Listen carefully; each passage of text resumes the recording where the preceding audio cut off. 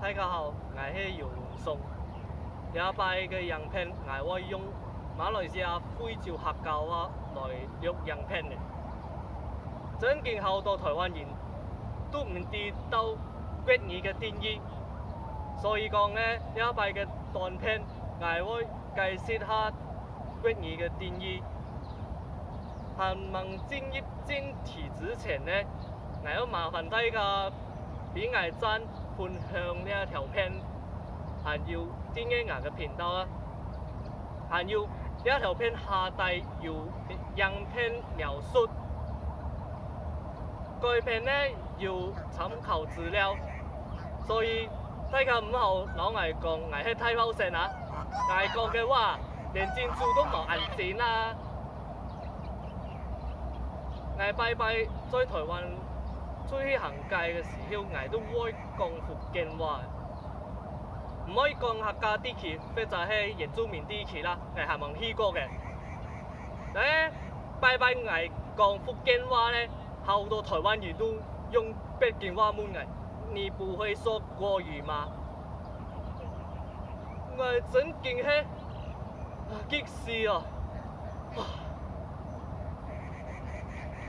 還有啊，我看到台灣恢復部 YouTube 影片寫國語來表示北京話嘅時候呢，我同樣都係火滾。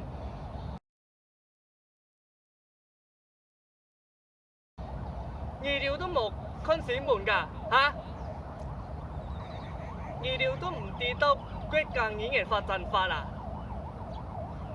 我哋來看下台灣文化部網站地位呢，用便去定義國家語言。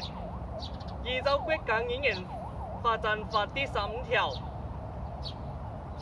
本法所講嘅國家語言係台灣每一隻固有族群使用嘅自然語言同台灣少異，所以本法係承認台灣各固有族群，包括澎湖、金門、馬祖、離島、南嶼等離島所使用嘅自然語言嘅法治地位，因此現行課綱使用嘅國語們，其實正確來講係北京話，都係國家語言之一。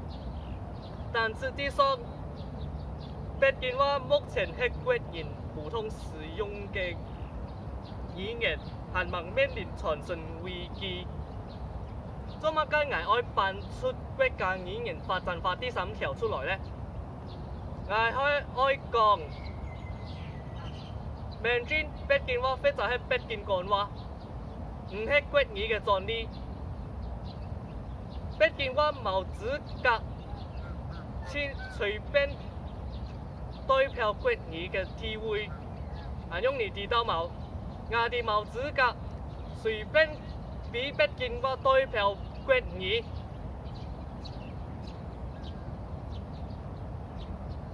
還有啊，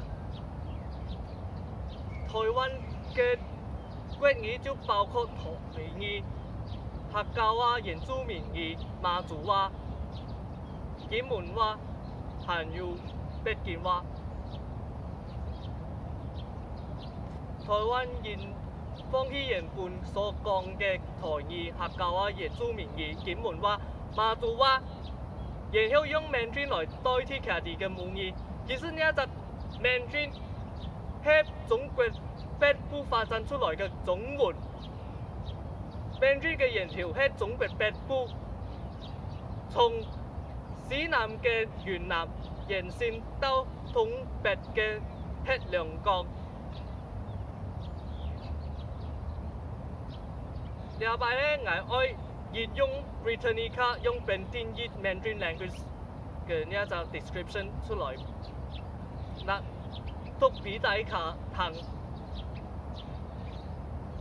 Mandarin Chinese is often divided into 4 subgroups.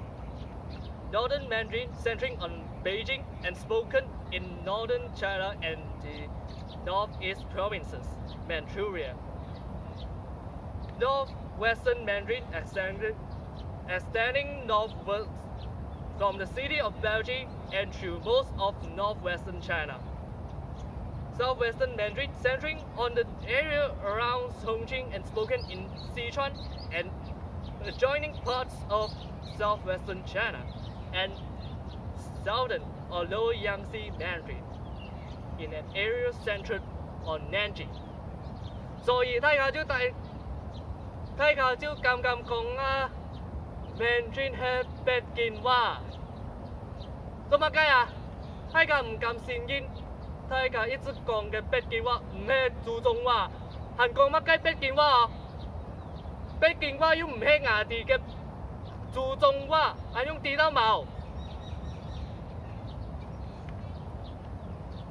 係有好多人都硬係講國語係北京話，我真嘅係火棍啊！你要搞清楚啲咯，係哪一隻國語？而家國講語嘅有按多種，到底係哪一種呢？你要講清楚啊！Mandarin 就係北京話 ，Mandarin 就係北京話，還要清楚冇？就係過去我台灣一直督進北京話消滅台灣人嘅祖宗話嘅發展空間，所以大家應該可以敢講自家嘅祖宗話，按用爭做啲傳承落去。你下到乜雞年開學哦？係可以督進北京話嚇？我曉唔曉講北京話？呢啲都唔重要。我哋要關心嘅係，我哋愛用邊去傳承阿咩話。所以呢邊我就小梅一下，結論係台灣國語唔係北京話，台灣國語唔一定係北京話。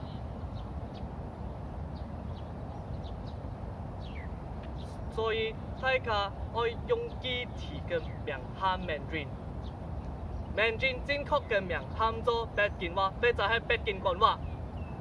唔該大家，唔好再擺烏龍啊！還用清楚冇啊？